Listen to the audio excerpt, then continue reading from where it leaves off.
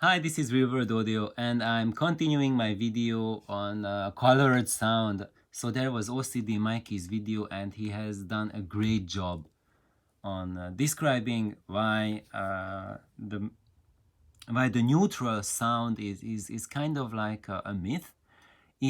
And in my previous video I told what I told was that neutral sound is something that should be practiced in the recording studios, the ability to properly master a recording, but even then, if it's mastered as perfectly neutral, it's still not a guarantee that it will sound great.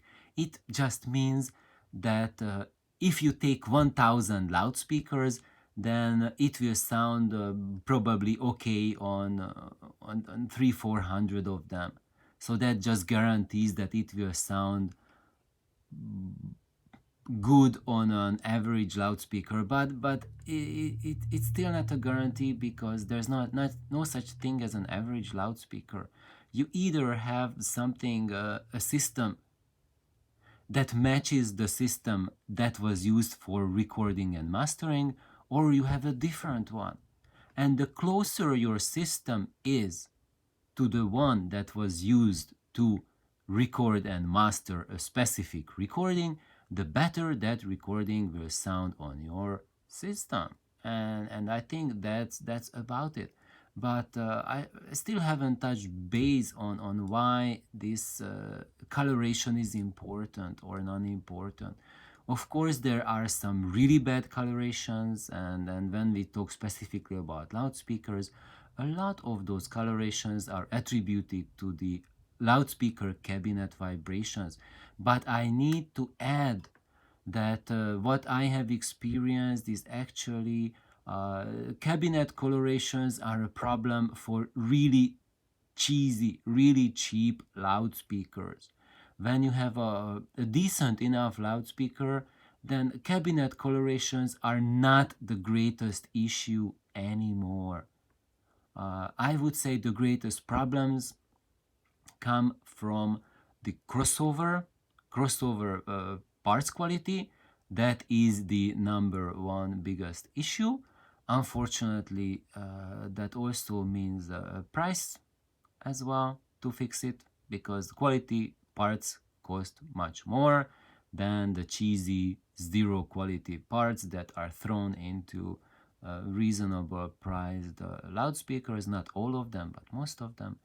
And also the parts quality of your drivers and the leveling, how the two are leveled. That I think the leveling is probably the number one problem for those speakers where you do not like the way they sound. Then 90%, I would say, well, maybe not 90%, but a huge chunk of the problem is when the drivers are not leveled properly. And I think that driver leveling is the number one problem for loudspeakers that give sound colorations which are intolerable to us. I think that's the number one thing. But going back to the cabinet colorations, why I think personally, these are my ideas you are going to hear now.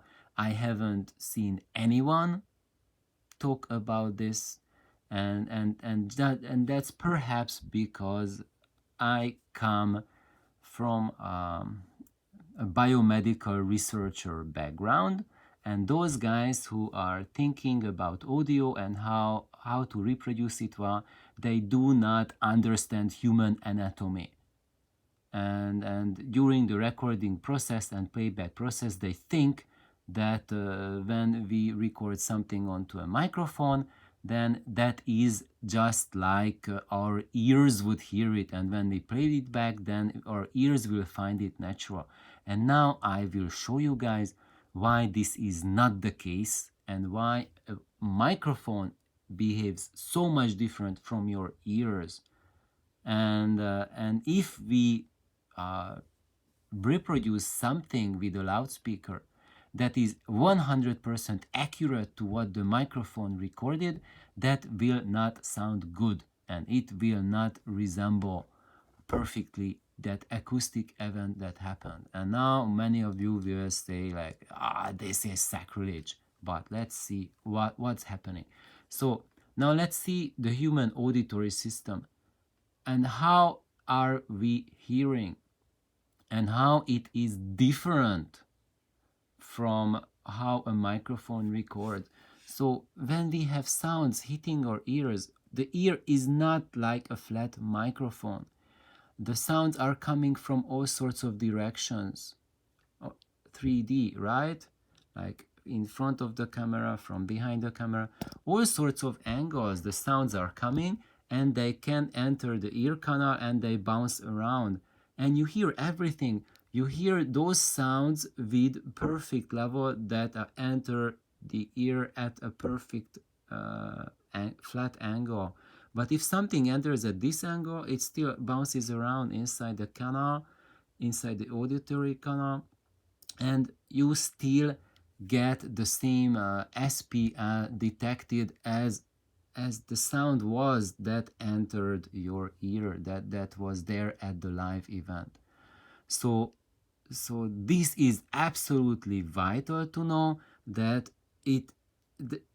that the ear can detect a really wide range of sources where the sound is coming from. Now let's see how a microphone works. You see, microphones are flat devices. I just did a search for condenser microphone and let's see pictures. Maybe you can see like one picture here. So you see a condenser microphone is a flat thing. So what does that mean? That it means that it will give you accurate SPI reading only from the sound that hits it at a right angle.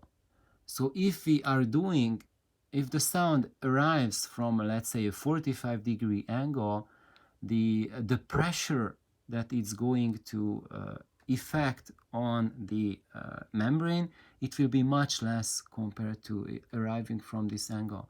So it's also called the directivity of our microphones.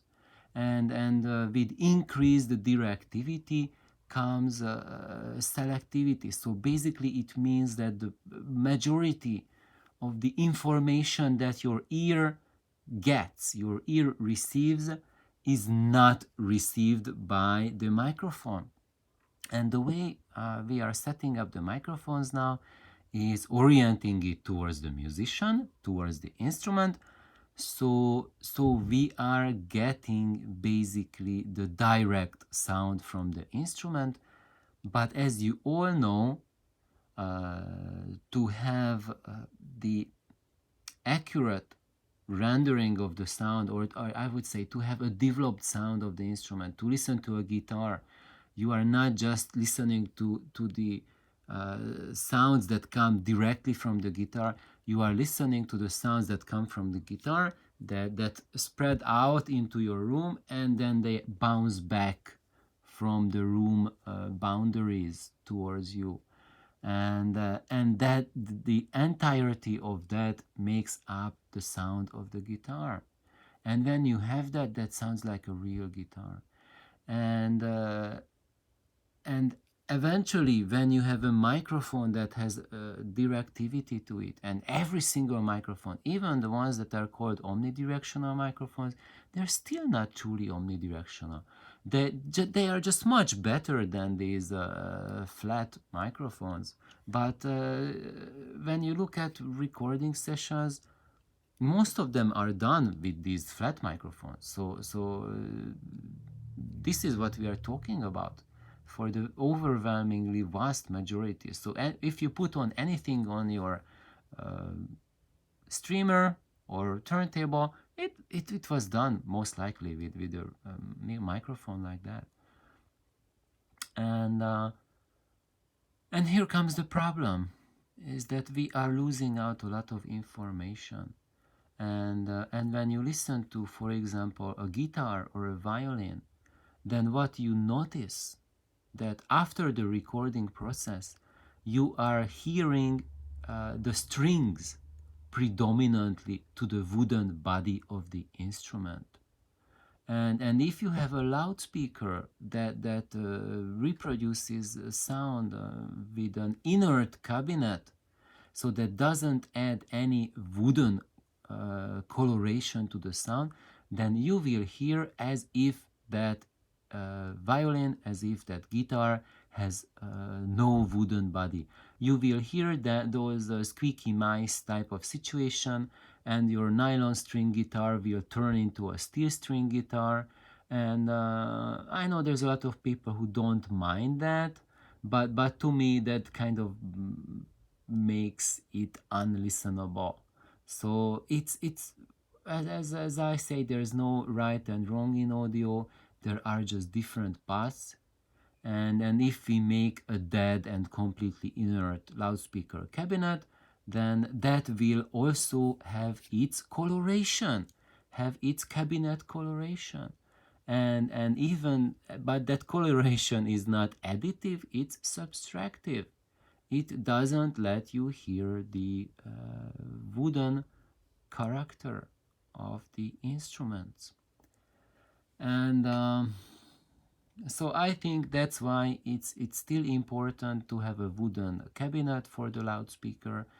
But here comes the difficulty, is to have a proper cabinet for a loudspeaker that can reproduce, that can add back the body of a violin, that can add back the body of a harp, because the harp still has a wooden frame to it.